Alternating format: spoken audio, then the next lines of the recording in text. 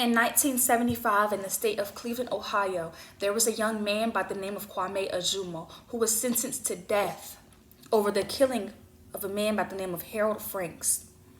At the time of the murder, there was no physical evidence nor any forensic evidence that linked Ajumo to this crime.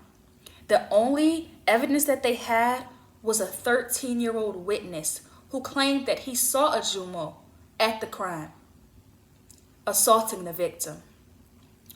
39 years later, that same 13-year-old boy was put on trial, and he admitted that his testimony back in 1975 was false and that he had lied. He said he tried to recant his statement immediately after he made it, but Cleveland homicide detectives threatened him and his family with perjury charges if he dared to recant his statement. So for nearly 30 years, an innocent young man sat in prison. And it wasn't until 2003 that they released him on parole. Did he get innocence then? Was he named innocent then? No. He wasn't named innocent until nearly 12 years after his release. This is called the death penalty. The death penalty is a state-sanctioned execution of a person for punishment for a crime. The sentence ordering that someone is killed or put to death is called the death sentence, and the act of carrying out that sentence is called the execution. In my opinion, the death penalty should be illegal in the United States because 3 reasons. 1, I don't think that any man, any human being on this earth should have the power to dictate if someone lives or dies. 2, racial motivations and racial purposes. And 3, innocence. When I say race and racial motivations, I mean things like the ratio for people executed in interracial murders is 297 to 21. And that ratio is black defendant, white victim to white defendant, black victim. In Louisiana, the odds of a death sentence were 97% higher for those whose victim was white than for those whose victim is black. Jurors in Washington state are 3 times more likely to recommend the death sentence for a black defendant than for a white defendant in the same case. When I say innocence, I mean an average of 4 people are wrongly convicted death row prisoners are exonerated each year since 1977. And since 1973, more than 180 people have been released from death row with evidence of their innocence. Imagine this.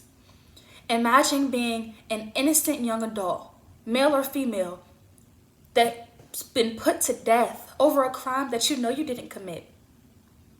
And there's nothing that you can do about it. But 12 people on a jury has decided the fate for your life.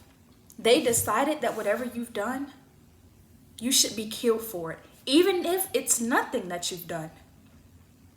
And you have to leave your life literally in the hands of someone else to come and help you presume your innocence. Imagine how Kwame Ajumo felt. He was only 17 at the time of his conviction, still a boy. He was a high school junior at the time of this conviction, and his life was completely stripped from him.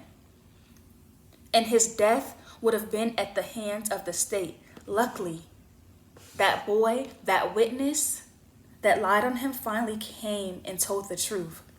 Not everyone is as lucky as Kwame Ajumo.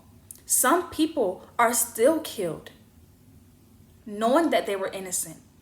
And that's not fair. Did you know that there has been a total of 1,532 executions since the year of 1976? The South has the most amount of executions at 1,250, with Texas being the state with the most at 570. And Virginia itself has a total of 113 executions. This injustice has to stop. No member of a jury, no witness should decide if a person shall live or should die. The death penalty should be illegal in the United States. How many more innocent people have to die?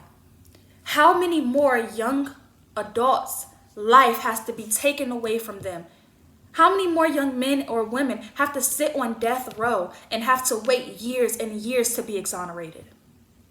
It's not fair, and it's not right. It needs to stop.